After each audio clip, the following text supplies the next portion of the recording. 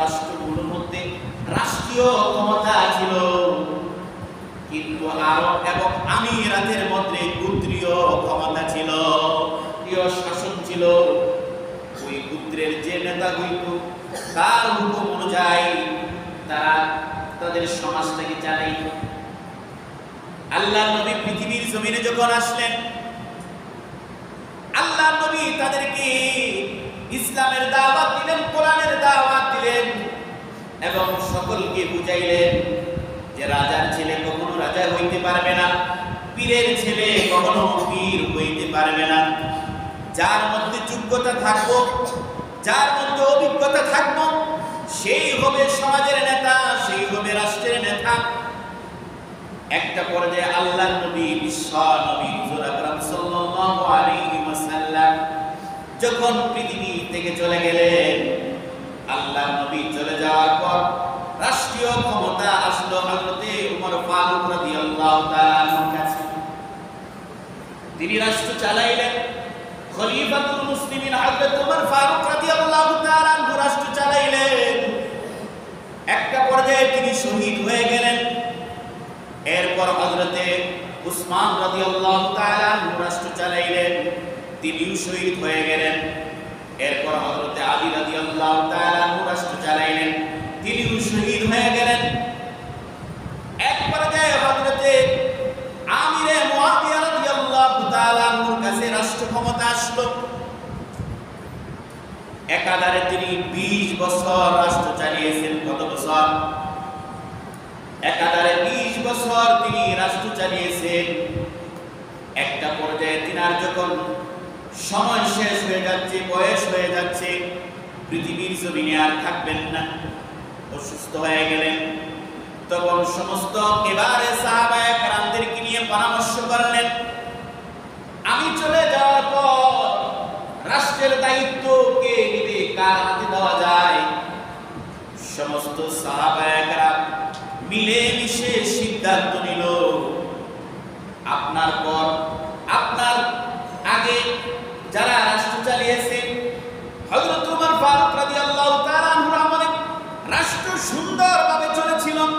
হযরতে উমর, হযরত উসমান এবং আলী রাদিয়াল্লাহু তাআলা আনহুর আমলে রাষ্ট্রের মধ্যে বিভিন্ন সমস্যা দেখা দিয়েছিল। আপনি যখন রাষ্ট্র ক্ষমতায় আসলেন, আসার সাথে সাথে আপনার রাষ্ট্র চালানোর অভিজ্ঞতায় হযরত ওমর ফারুক রাদিয়াল্লাহু তাআলা আনহু যেভাবে রাষ্ট্র চালিয়েছেন, এভাবেই ঠিকমতো রাষ্ট্র চলতেছিল। একাধারে কত বছর? 20 বছর আপনি রাষ্ট্র চালাইতেছেন। অতএব রাষ্ট্র যেহেতু আরেকজনের কাছে দিবেন, সকলের শুরার পরামর্শ ক্রমে বারবার হযরতে আমিরে মুয়াবিয়া রাদিয়াল্লাহু তাআলা আনহু পরামর্শ করেন। পরামর্শের মধ্যে সিদ্ধান্ত আসে, আপনার ছেলে ইয়াজিদকে কি করেন, আপনি রাষ্ট্র দিয়ে দেন, রাষ্ট্রনায়ক বানিয়ে দেন। বারবার সিদ্ধান্ত আসার পর এক পর্যায়ে হযরতে আমিরে মুয়াবিয়া রাদিয়াল্লাহু তাআলা সিদ্ধান্ত নিলেন, আমার ছেলে ইয়াজিদকে রাষ্ট্র বানিয়ে দিব, কারণ তার আমল, আখলাক, চরিত্র সব দিক থেকেই ভালো। সেই হিসাবে খলিফাতুল মুসলিমিন হযরতে আমিরে মুয়াবিয়া রাদিয়াল্লাহু তাআলা আনহু ইয়াজিদের হাতে রাষ্ট্র দিয়ে দিলেন। কিন্তু রাষ্ট্র আসার পর, রাষ্ট্রের নায়ক না হওয়ার আগে, রাষ্ট্রের ক্ষমতা আসার আগে সেই মানুষটা ভালো ছিল, কিন্তু যখন রাষ্ট্রীয় ক্ষমতা চলে আসলো, অবস্থার মধ্যে পরিবর্তন হয়ে গেল। এখন তার মধ্যে ক্ষমতার লোভ চলে আসলো। এই দিক দিয়ে আল্লাহর নবীর অনেক সাহাবী তিনারা খেলাফতকে মেনে নিচ্ছেন না। হযরতে হুসাইন রাদিয়াল্লাহু তাআলা তিনি মেনে নিচ্ছেন না। এক পর্যায়ে কুফা থেকে চিঠি আসতে লাগলো। আল্লাহর নবীর নাতি হযরতে হুসাইন রাদিয়াল্লাহু তাআলা আনহুর কাছে চিঠির মধ্যে বলতে লাগলো, আমরা ইয়াজিদের খেলাফতকে মানি না, আপনি কুফায় আসুন, আপনি কুফায় চলে আসুন, আপনার হাতে আমরা বায়াত হব। তখন কুফা থেকে একটা দুইটা চিঠি নয়, 12,000 চিঠি হযরতে হুসাইন রাদিয়াল্লাহু তাআলা আনহুর কাছে আসলো।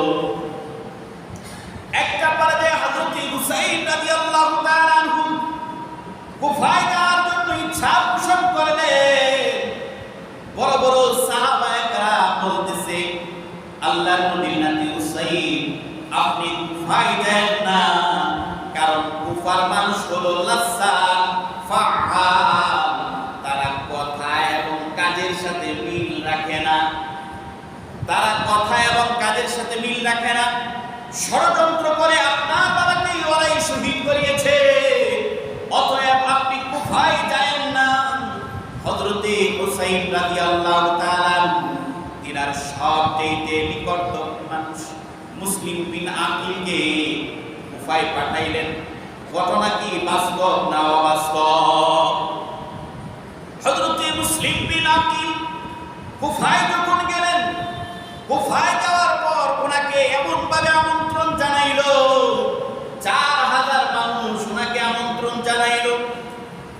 এই আমন্ত্রণ দেখে একটা পর্যায়ে হযরতে মুসলিম বিন আকিল হযরতে হুসাইন রাদিয়াল্লাহু তাআলা আনহুর কাছে চিঠি লিখলেন, কুফার অবস্থা খুবই সুন্দর, 6000 মানুষকে বায়াত করে নিয়েছি আপনার উপর, অতএব আপনি কুফায় চলে আসুন। কোথায় চলে আসুন? কুফায় চলে আসুন। এক পর্যায়ে হযরতে হুসাইন রাদিয়াল্লাহু তাআলা আনহু কুফার উদ্দেশ্যে রওনা হয়ে গেল। এদিক দিয়ে ইয়াজিদ সংবাদ পাইল কুফার মধ্যে হুসাইনের উপর 6000 মানুষ বায়াত হয়ে গিয়েছে। তখন ইয়াজিদ তৎক্ষণাৎ কুফার গভর্নর নোমান ইবনে বশিরকে বরখাস্ত করে উবাইদুল্লাহ ইবনে জিয়াদকে ওই কুফার গভর্নর বানিয়ে দিল। নোমান ইবনে বশিরকে বরখাস্ত করে উবাইদুল্লাহ ইবনে জিয়াদকে কুফার গভর্নর বানিয়ে দিল এবং বলল, হুসাইন রাদিয়াল্লাহু তাআলা আনহুকে কঠোর হস্তে দমন করো, যাতে করে সে কুফায় না আসতে পারে। ওই ইয়াজিদের গভর্নর উবাইদুল্লাহ ইবনে জিয়াদ সে একটা গরম বক্তৃতা দিল। বক্তৃতা দেওয়ার সাথে সাথে ওই মুসলিম ইবনে আকিলের সাথে যে 6000 মানুষ ছিল, ওই 6000 মানুষ তারা গা ঢাকা দিয়ে দিল, সকলেই চলে গেল। আগেই তো বলেছি কুফার মানুষ কথা এবং কাজের সাথে মিল নাই। 6000 মানুষ চলে গেছিল, সকলেই চলে গেছে। এবার মুসলিম ইবনে আকিল একা হয়ে গেছে। শানি নামক একজন ব্যক্তির কাছে তিনি আশ্রয় নিলেন। মৃত্যুর আগ পর্যন্ত তিনি তিনাকে হেফাজত করেছেন, কিন্তু যেহেতু গভর্নর প্রকাশ্যভাবে হত্যার হুকুম দিয়েছে, সেজন্য মুসলিম ইবনে আকিলকে বাঁচাইতে পারে নাই। এক পর্যায়ে কুফার মধ্যে মুসলিম ইবনে আকিলকে শহীদ করে দিল। শহীদ করে দেওয়ার পর খবর পৌঁছে গেল হযরত হুসাইন রাদিয়াল্লাহু তাআলা আনহুর কাছে। মাঝপথে যখন তিনি চলে আসলেন, এদিক দিয়ে ইয়াজিদ ঘোষণা করে দিল উবাইদুল্লাহ ইবনে জিয়াদকে, আপনি যে কোনো মূল্যে হুসাইনকে আপনি রুকুন। একটা পর্যায়ে ইয়াজিদের সৈনিক, ইয়াজিদের বাহিনী এসে উবাইদুল্লাহ ইবনে জিয়াদ হযরত হুসাইন রাদিয়াল্লাহু তাআলা আনহুর পরিবারকে ঘেরাও করে নিল। ঘেরাও করার পর হযরত হুসাইন রাদিয়াল্লাহু তাআলা আনহু 3টা প্রস্তাব দিলেন। এক নাম্বার প্রস্তাব হলো, আমাকে ইয়াজিদের সাথে সাক্ষাৎ করতে দাও। দ্বিতীয় নাম্বার প্রস্তাব হলো, আমাকে অন্য কোনো রাষ্ট্রে যাওয়ার ব্যবস্থা করে দাও। তৃতীয় নম্বর প্রস্তাব হলো, অন্যথায় আমাকে আমার রাষ্ট্রে ফিরে যাওয়ার ব্যবস্থা করে দাও।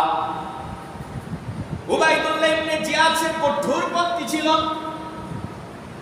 সে চিন্তা করলো ক্ষমতার প্রয়োজন, যে কোনো মূল্যেই হোক ক্ষমতা আমাদের কাছে রাখতে হবে। একটা পর্যায়ে ইয়াজিদ চিন্তা করল, ইয়াজিদের বাহিনী উবাইদুল্লাহ ইবনে জিয়াদ একটা পর্যায়ে হযরতে হুসাইন রাদিয়াল্লাহু তাআলা আনহু সদস্যের উপর আক্রমণ করলো। এক পর্যায়ে সকলকে শহীদ করে দিল। হযরতে হুসাইন রাদিয়াল্লাহু তাআলা আনহুকে শহীদ করে দিল। শহীদ করার পর হযরতে হুসাইন রাদিয়াল্লাহু তাআলা আনহুর মাথাকে কেটে ইয়াজিদের সামনে নেওয়া হলো, ইয়াজিদের সামনে রাখা হলো। ইয়াজিদের সামনে যখন রাখলো, ইয়াজিদ বলতেছে, এটা সরাও, আমি এটা দেখতে চাই না। এটা সরাও, আমি এটা দেখতে চাই না। তখন ওই হযরত হুসাইন রাদিয়াল্লাহু তাআলা আনহুর মাথাকে আবার কারবালার ময়দানে ফিরিয়ে দেওয়া হলো। কিন্তু এবার প্রশ্ন হলো, ইয়াজিদ সে বলে নাই হত্যা করার জন্য, কিন্তু যারা হত্যা করেছে তাদেরও বিচার ইয়াজিদ করে নাই। ইয়াজিদ হত্যা করার জন্য বলে নাই, আর যারা হত্যা করেছে তাদেরও বিচার করে নাই। সেজন্য আহলে হক উলামায়ে কেরামদের নিকট ইয়াজিদকে মহব্বত করব না, তাকে আমরা গালিও দিব না, তার উপর আমরা লানত করব না, তার উপর আমরা রহমতও করব না। তবে শুনে রাখুন, তিনি একজন মুসলিম শাসক বটে, কিন্তু সে একজন জালেম, ফুজ্জার, ফাসিক।